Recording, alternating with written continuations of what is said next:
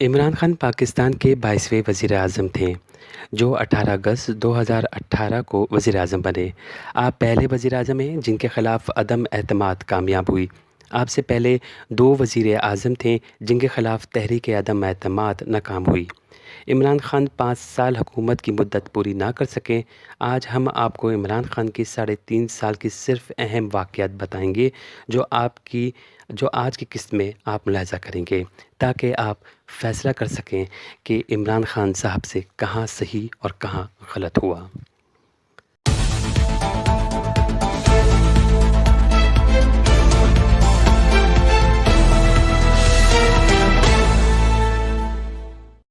آداب، M a media میں خوش آمدید۔ ناظرین، آج کی ویڈیو تھوڑی مختلف ہے۔ حالات حاضرہ اور خبروں میں عمران خان کی برائی اور تعریفوں کے پل باندھے جا رہے ہیں۔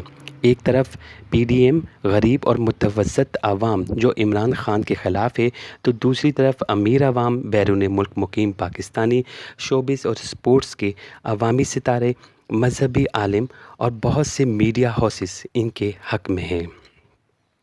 عمران خان کے آتے ہی ملک ایک فلمی انداز کے حالات پیدا ہوتے ہیں۔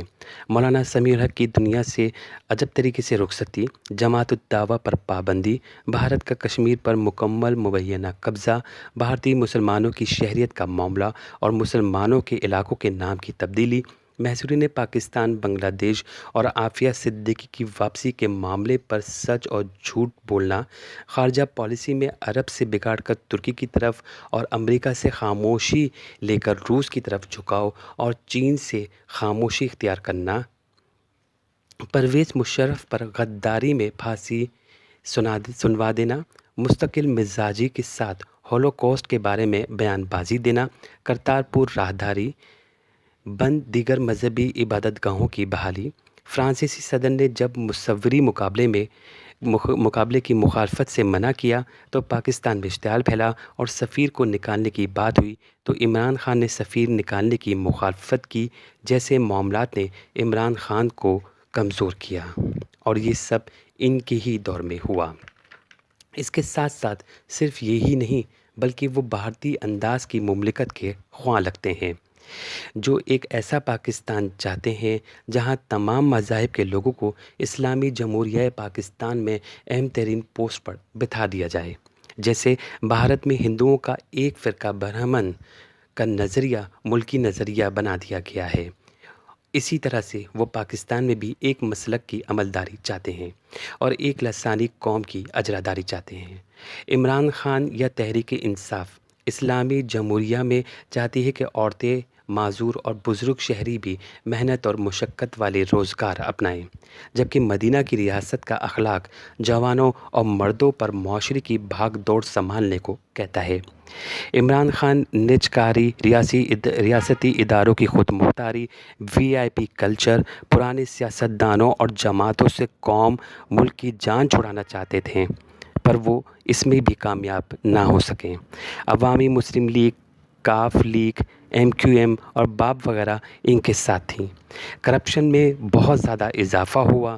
ڈیم کی تعمیرات جن کے دعوے کیے گئے تھے کہ وہ بننا شروع ہوئے ہیں، ابھی تک اس کی بھی کوئی خاطر خواہ رپورٹ نہیں آئی تھی۔